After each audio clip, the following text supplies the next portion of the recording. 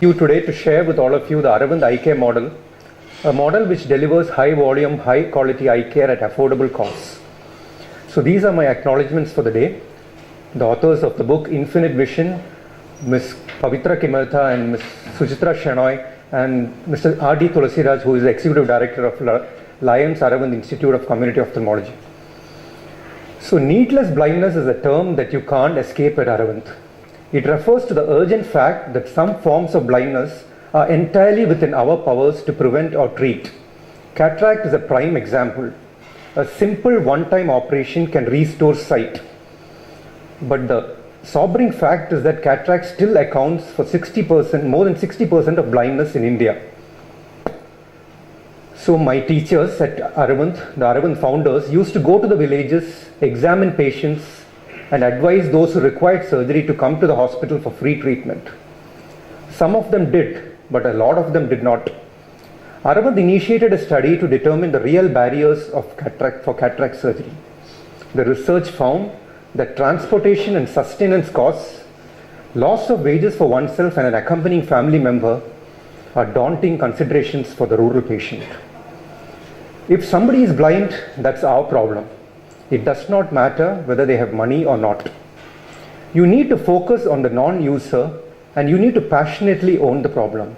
You address barriers by owning rather than shifting problems.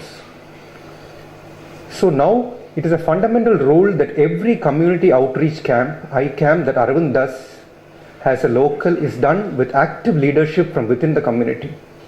Every camp has a local community sponsor with whom Aravind shares branding and a part of its costs. So this is a diverse group. It could be non-profits, it could be industrialists, religious bodies, universities, families, individuals, to name a few. So apart from the free screening at the eye campsite, the patients received a ride to one of its base hospital where it received surgery, accommodation, food, post-operative medication, return transport, and a post-operative review visit at their village, all free of cost. Aravind learned a very valuable lesson here. Just because you're offering something for free which people need, it does not mean that they will take it up. You need to make your services viable for them to access your service. Creating ownership in the community took time, but it paid off enormously for a program's sustainability, credibility, and scale. This practice helped create deep local ties, built trust, and ensured maximal community acceptance. Naturally, our expenses went up, but the surgical acceptance rate went up from 5% to 80%. For an organization that was aspiring to rid the world of needless blindness, this was tremendously significant. Intraocular lens is a lens implanted in the eye after removal of the cataract.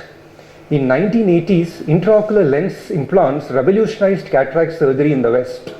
A single intraocular lens implant cost $200. Aravind, due to the prohibitive cost of these implants, could not offer them at a scale for free, meaning only their paying patients benefited from the superior surgery. We strongly felt that the poor man would immensely benefit with this implant surgery since his living conditions were far less predictable than the rich man. We needed to find ways how to make this implant surgery affordable to all. There were some donated lenses coming in from the US, but you can't run a public health program on leftovers. And also the senior management at Aravind was totally uncomfortable with the donated lens arrangement. It made them externally dependent and also seriously compromised their mission to provide high quality, affordable eye care to all, rich or poor. Aravind's senior leadership team approached international intraocular lens manufacturers, but none of them were willing to provide these lenses at a cost which India could afford. Against informed opinion and external pressure, Aravind set up its own internationally renowned manufacturing facility.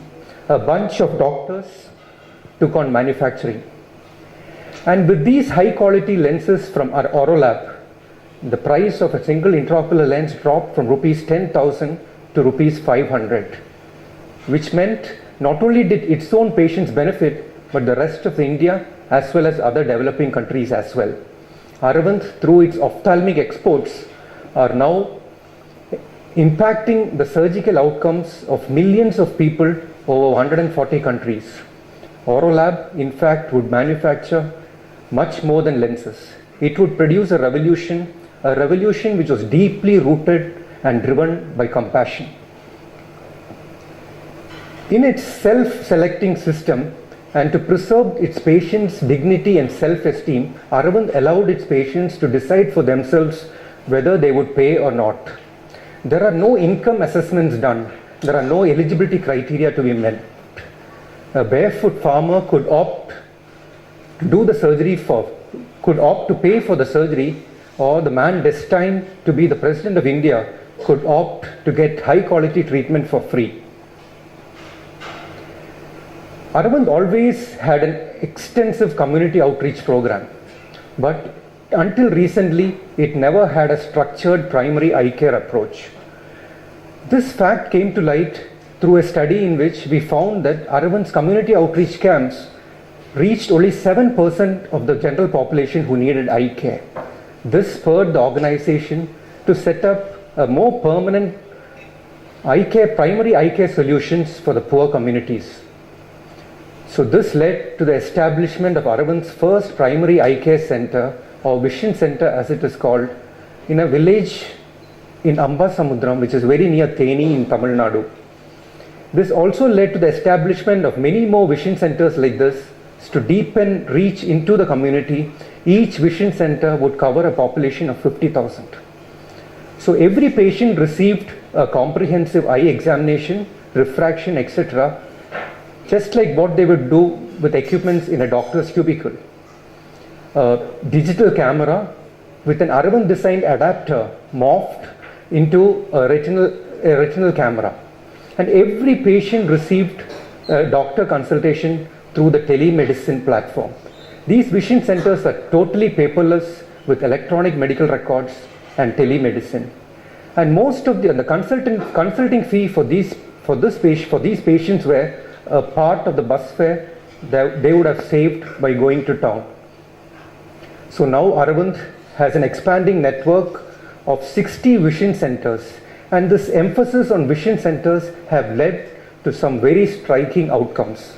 Last year, for the first time, the number of patients seen in a vision center exceeded the number of patients seen in a community outreach program. Again, at some point of time, 25% of the general population attended a vision center, which was much more over the 0.25% that would have attended an eye camp. This was a 100-fold increase in penetration in the rural communities. Vision centers have also shown us that it can be very efficacious in dealing with chronic conditions like glaucoma and diabetic retinopathy by preventive interventions and active case referrals. So at Aravind, right from patient entry to his discharge, all the tasks are divided into small sets of discrete tasks, and Aravind's army of mid-level ophthalmic personnel would do most of these tasks apart from the preliminary examination by the doctor and the final diagnosis by the doctor. This army includes nurses, refractionists, technicians, counselors, to name a few, dozens sub-cadres, all clearly defined with a set of recurring duties. The same job description was seen in Aravind's operating rooms and paying the patient's paying wards. So what it did was, it really maximized Aravind eye surgeons' time and efficiency in totally dealing with diagnosing a patient and doing surgeries.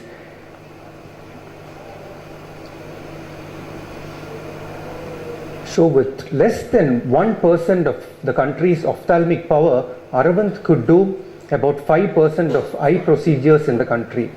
An Aravind surgeon could do about more than 2,000 eye surgeries a year compared to what an all India average ophthalmologist would do was about 400. A mindset geared towards constant process innovation also contributes to this record-breaking efficiency.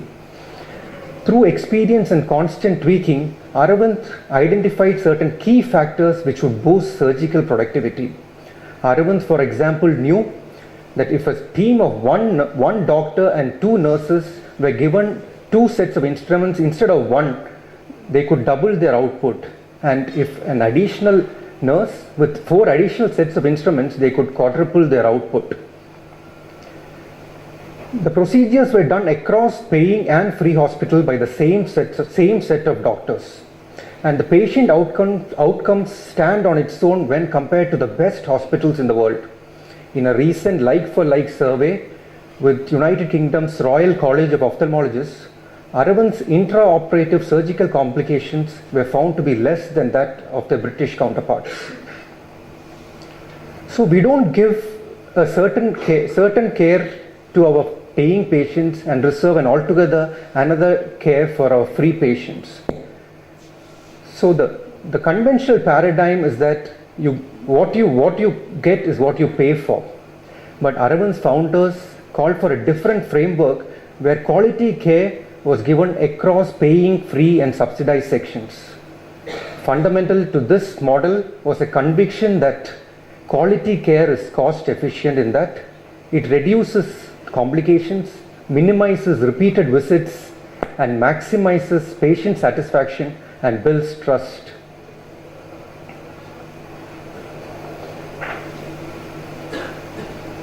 Measuring outcomes and reporting them are probably the single most important factor that would reform healthcare system in the country. At Aravind, quality across paying, free and subsidized are scrutinized through the same set of tough parameters. So all these data are freely available to all doctors at Aravind, right from the senior most medical officers to the residents and trainees. The basic idea is to make it transparent and also to make it accessible and also to show relative performance. In fact, the quality gets into your subconscious.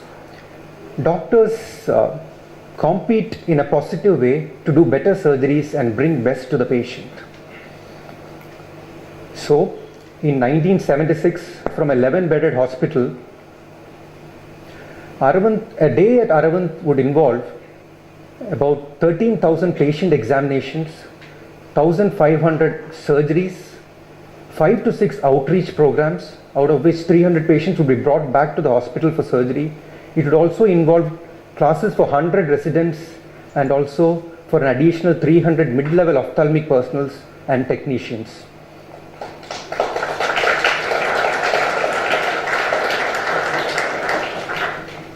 So high quality, high volume, affordable cost is the triple mantra at Aravind. Economies of scale arise. You realize that you do good for enough number of people and you can keep your costs low and still make a profit. Aravind also offers a comprehensive set of specialty care, treating anything from corneal ulcers, cancer of the eye, to the very latest femtosecond laser cataract and refractive surgery. Aravind's Postgraduate Institute of Ophthalmology and its fellowship training programs have trained 15% of ophthalmologists in India. It runs a global research foundation, and through its Lions Aravind Institute of Community Ophthalmology, it works with many hospitals, sharing its best practices, helping them replicate the very model which has given it a competitive advantage.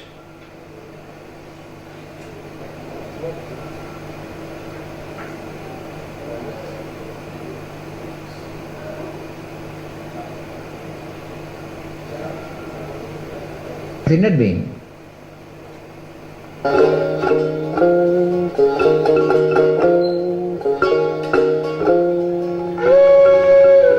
I used to sit with the ordinary village man because I am from a village, and suddenly he turned around and then you seem to contact his inner being. You seem to be one with him. But here is a soul which has got all the simplicity of confidence. Doctor, whatever you say, I accept it. An implicit faith in you, and then you respond it. Here is an old lady who has got so much of faith in me, I must do my best for her. When we grow in spiritual consciousness, we identify ourselves with all that is in the world. So there is no exploitation.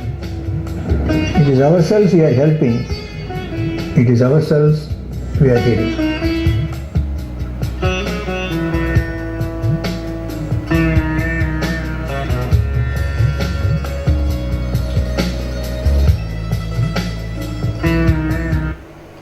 That was our founder chairman, Dr. G. Venkataswamy.